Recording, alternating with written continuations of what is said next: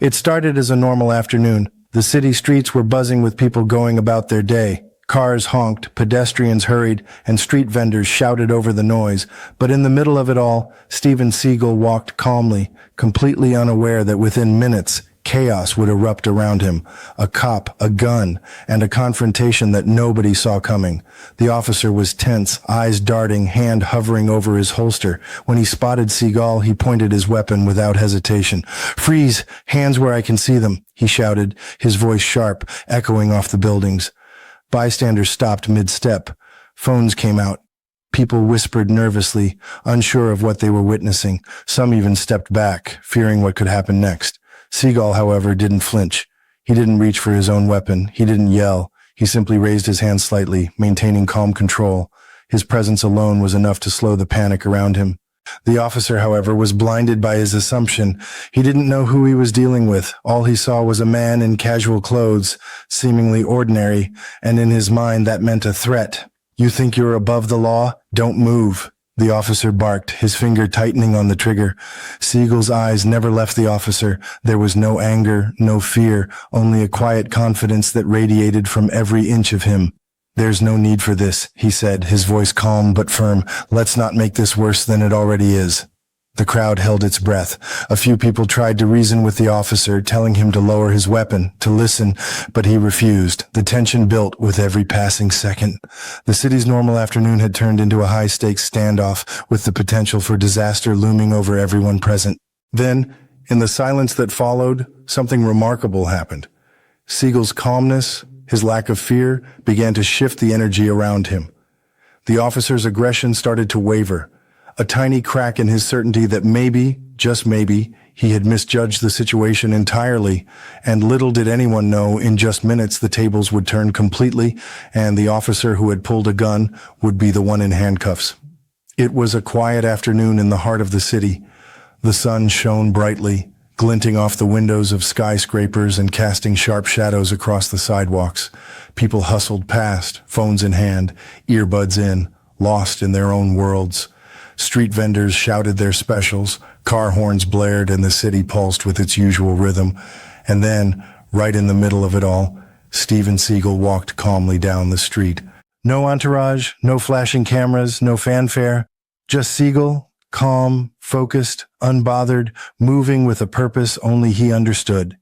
His long coat swayed slightly with each step, and his eyes scanned the surroundings. To any casual observer, he seemed just another man navigating a busy city street. But there was something about his presence, a quiet authority, a sense of controlled strength, that made heads turn without anyone realizing why. That's when the officer appeared. He was a man who thrived on control, a cop who believed his badge gave him the power to dominate any situation. His hand rested on his holster, eyes sharp, jaw tense. When he saw Seagal, he immediately felt threatened, not by anything Seagal had done, but by the aura of calm he exuded. The officer didn't know who he was dealing with, and that made him nervous. Dangerous. "Freeze! Hands where I can see them!" the officer shouted, stepping into Seagal's path. His voice cut through the city noise, causing pedestrians to stop in their tracks. Phones were raised. Some people ducked behind cars, others stood frozen, unsure if they were about to witness a violent confrontation. Seagal stopped immediately, hands raised just enough to signal he wasn't a threat. His expression was serene, almost unreadable. His voice, calm and measured, broke the tense silence. "There's no need for this," he said. "Yeah, we can resolve this without trouble." The officer, however, had already made up his mind. To him, the man in front of him was a suspect. Every movement Seagal made, every glance he gave, seemed to confirm the officer's fears. "You think you're above the law?" the officer barked, his finger tightening on the trigger. "Don't move." Bystanders murmured nervously. Some tried to intervene verbally, reminding the officer to stay calm, to assess the situation. But authority, in its rawest form, doesn't always listen to reason. And this officer was no exception.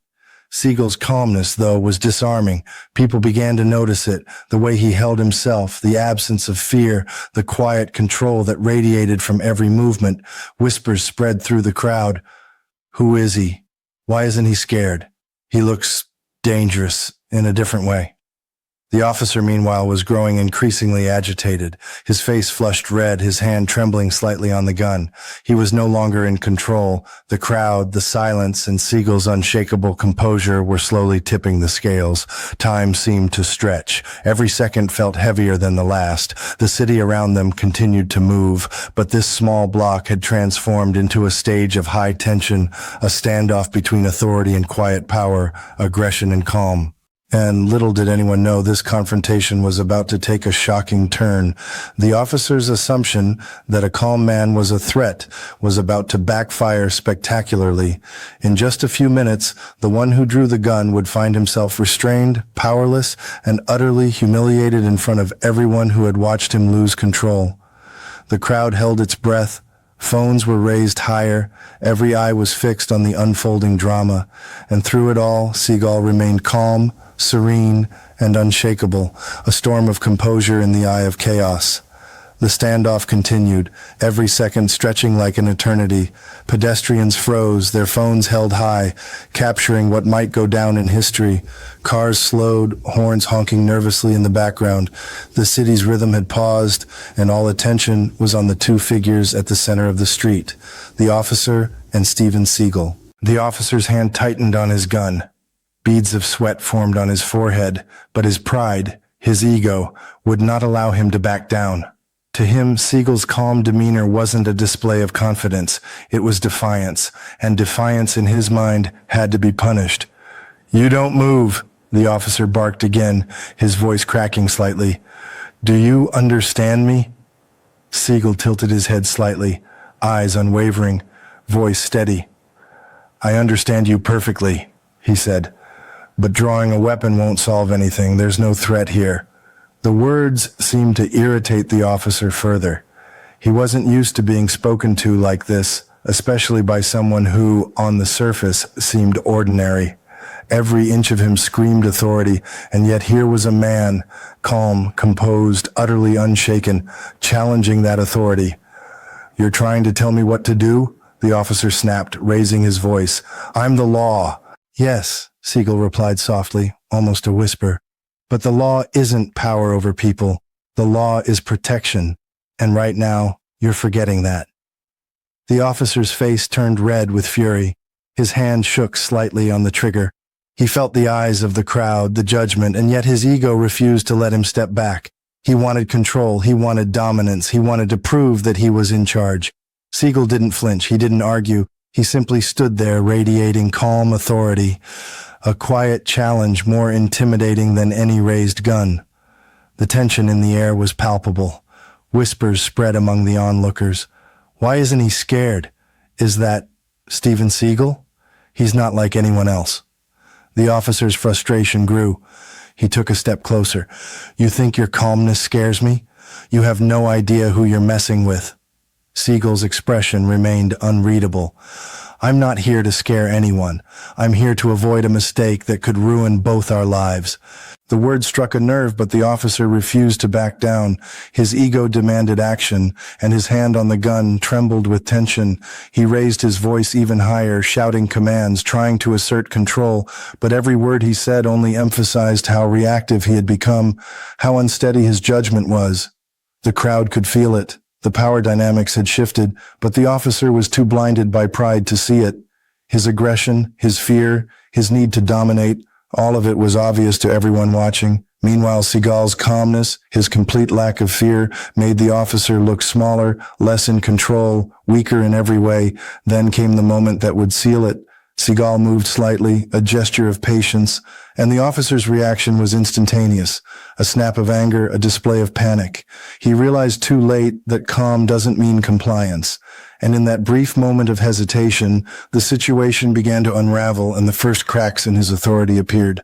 Little did he know the next few minutes would completely reverse the roles. The man he tried to intimidate, the one he thought he controlled, would soon ensure that justice was served and that the officer's arrogance would be the very thing that put him in handcuffs. Time seemed to slow as the tension reached its peak. The officer's hand shook slightly on the gun, his anger and frustration boiling over, while the crowd around them watched in stunned silence. Phones were raised, capturing every moment, every expression, every subtle movement. Pedestrians whispered to one another, some in fear, some in awe, and a few daring to hope that reason might prevail. Seagal's presence was magnetic. His calm, controlled posture drew everyone's attention, and for the first time, people began to notice something crucial. The officer was rattled. His confidence, which had seemed unshakable moments ago, was slipping. His grip on his authority and his gun was beginning to falter. Seagal didn't make a single aggressive move. He didn't raise his voice or shout commands. He simply stood steady and composed, his eyes locked on the officer. And in that simple act, a shift began. The crowd, which had been tense and uncertain, started to lean in, not out of fear, but out of recognition. They could see the truth. The real power in this confrontation wasn't in the gun or the badge. It was in calm, unwavering confidence. "Lower your weapon," a passerby finally shouted, unable to stay silent any longer. A ripple of agreement ran through the crowd as murmurs of astonishment spread. People were beginning to see what many hadn't realized before. Aggression alone does not command respect. The officer's face was red, a mixture of frustration, panic, and embarrassment. He had assumed he was in total control. That authority alone would dictate the outcome. But the calm presence of Seagal, combined with the silent judgment of the crowd, was breaking him down. His posture stiffened, and for the first time, doubt crept into his mind. Seagal's voice cut through the tension, low and precise. "You've already made a mistake," he said quietly, "but it's not too late to correct it. Put the gun down before anyone gets hurt."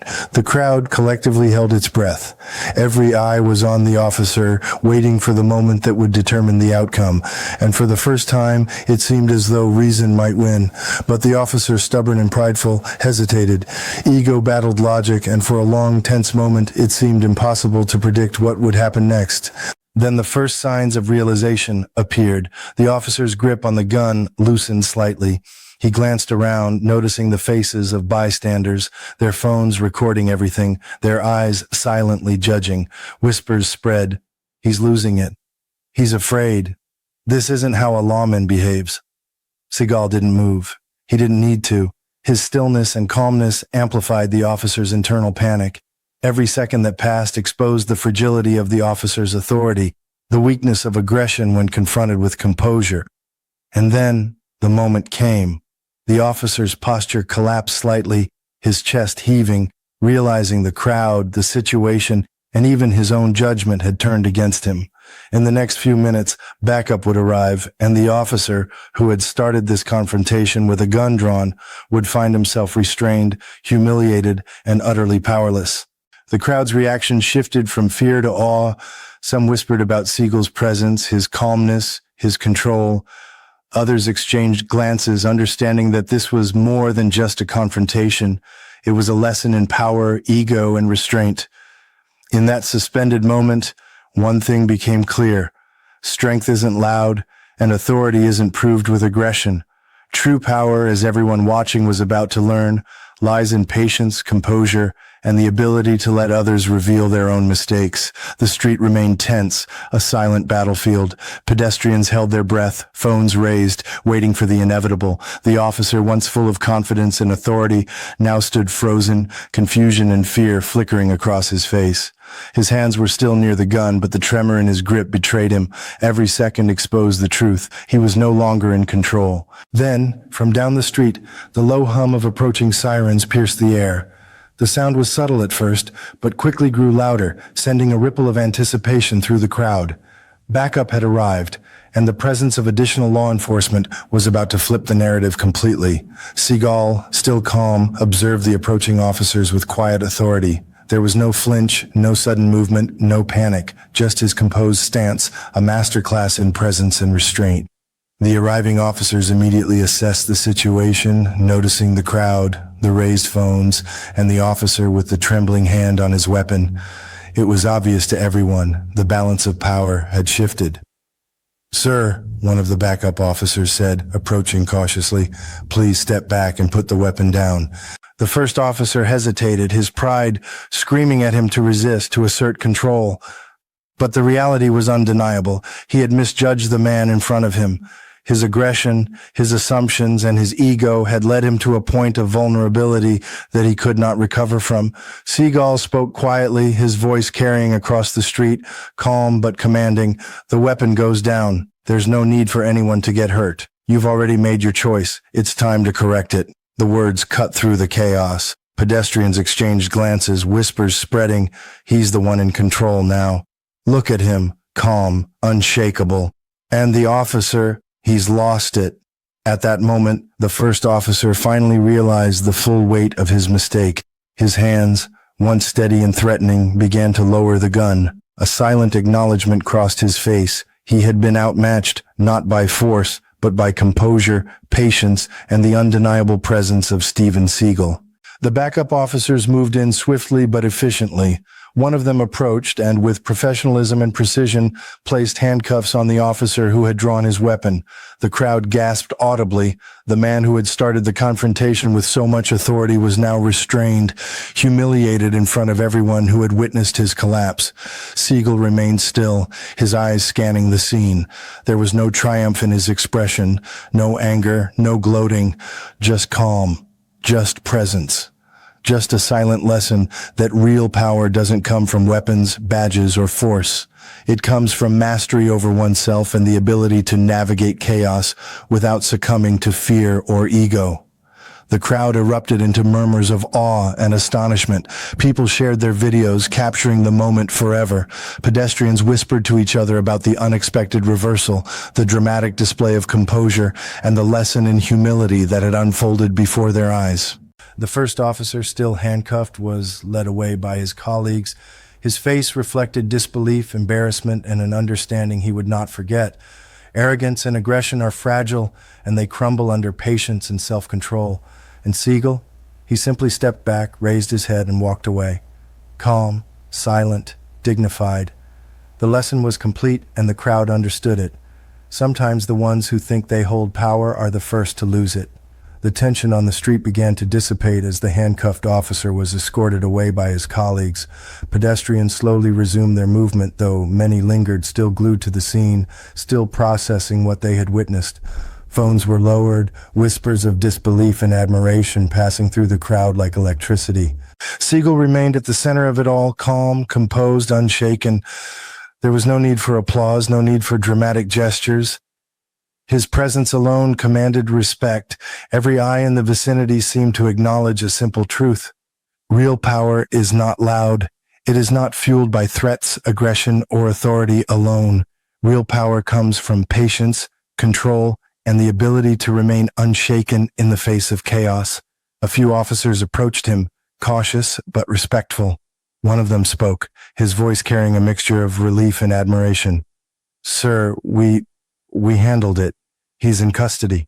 Seagal nodded slightly, his expression serene. "Good," he said softly. "Remember, authority isn't about instilling fear. It's about protecting people and maintaining trust. You forget that, and the consequences can be severe." The crowd murmured in agreement, some whispering to each other, "He's right. He didn't even raise a hand, and yet he won." Others were still capturing the moment on their phones, sharing it in real time with friends and followers, ensuring the lesson wouldn't be forgotten. Even the backup officers seemed momentarily humbled. Here was a man who had faced a direct threat, a gun pointed at him, and yet had never lost his composure. The situation could have spiraled into violence in seconds, but Seagal's calm demeanor prevented it. His mastery over himself had diffused aggression, exposed arrogance, and allowed justice to take its natural course without unnecessary harm. As the first officer was led away, Seagal finally moved. He walked slowly, deliberately along the sidewalk, his coat brushing gently against his legs, eyes scanning the street with quiet awareness. There was no celebration, no boastful gestures, only dignity. The crowd instinctively gave way, creating space, sensing that they were witnessing something extraordinary. A few pedestrians cautiously approached, asking for a word or a photograph, but Seagal kept his focus. He acknowledged them with a subtle nod, a faint smile, but his priority was clear: maintain composure, respect the moment, and let the lesson speak for itself. For the people who had witnessed it firsthand, the impact was profound. They had seen a man confront aggression without aggression, stand firm without threat, and turn a dangerous situation into a lesson in humility and respect. It was a display of strength that did not need to be loud or violent, and in its silence it was more powerful than any show of force could ever be. And as he disappeared down the street, calm and unbothered, the lesson lingered. The crowd remained for a moment processing the events. Arrogance crumbles in the face of patience. Aggression falters against composure. Power isn't displayed through fear. It's demonstrated through self-control, dignity, and quiet authority. For those who had doubted him, for those who had misjudged him, the message was clear. Actions fueled by ego are fleeting, but calm, measured responses endure. Justice had been served not with anger or violence, but with patience, presence, and unshakable control. And in that quiet departure, Seagal left behind more than a story of confrontation. He left a living lesson in humility, strength, and respect that no one who witnessed it would ever forget. As the crowd slowly dispersed, the echoes of what had just happened lingered in the air. The sirens faded, the city resumed its rhythm, but the lesson of the day remained vivid in everyone's minds. A confrontation that could have ended in disaster had been transformed into a demonstration of true power, restraint, and dignity. And at the center of it all was Steven Seagal, calm, composed, and unshakable. For many, this event was more than just a celebrity story. It was a mirror reflecting a truth that often goes unnoticed. Authority and power are not measured by aggression, weapons, or loud commands. Real strength is quiet. Real influence comes not from instilling fear, but from commanding respect. And perhaps most importantly, true power is rooted in patience, discipline, and self-control. Throughout the confrontation, Seagal never raised his voice, never drew a weapon, and never acted out of anger. Yet, in his calmness, he wielded the greatest power of all, the power to expose arrogance, the power to correct injustice, and the power to teach a lesson that would resonate far beyond the streets where it unfolded. It's a lesson about ego. The officer had believed that authority and aggression were synonymous with control. He thought a drawn gun would command obedience. But Seagal's presence proved otherwise. Ego can cloud judgment. Ego can make you blind to the truth. Ego can make the strongest seem weak. And in that brief encounter, the officer's ego had crumbled completely, leaving him powerless in front of the world. Meanwhile, Seagal's composure reminded everyone watching, the true measure of a person is not how they respond to comfort, but how they handle confrontation. Calmness in the face of chaos, patience in the face of provocation, and dignity in the face of humiliation. These are the qualities that define real power. This story also serves as a lesson for all of us in everyday life. We face conflicts, and sometimes small, sometimes monumental, that test our patience and our ability to stay composed. It's easy to react with anger, frustration, or aggression. It's easy to let ego dictate our actions, but those who master themselves, who choose patience over impulse, control over chaos, often achieve far more than those who attempt to dominate through fear. Seagal didn't need to lecture. He didn't need to make threats. He simply stood firm, and the lesson unfolded naturally. It's a reminder that sometimes the most powerful action is inaction, not out of fear, but out of understanding, not out of weakness, but out of strength. And for the crowd, the bystanders, and even the officers involved, the message was clear. Respect, composure, and humility are far more effective than aggression. Arrogance can crumble in seconds. Ego can be exposed with patience. And strength, real strength, is quiet, dignified, and measured. Type calm strength if you believe true power comes from patience and dignity. Type ego trap if you've ever seen someone let arrogance get the better of them. Wherever you are watching from, remember this. Authority is a responsibility, not a weapon. Ego is a trap, and composure is a power that will never fade. The crowd dispersed, the city moved on, but the lesson endured. And for anyone who witnessed it or watches it now, the story of that day will be a reminder that calmness is stronger than aggression, dignity more enduring than pride, and patience more powerful than fear. In the end, it wasn't about a gun or handcuffs or authority. It was about the quiet strength of a man who knew who he was, remained unshaken, and let the world witness a masterclass in control.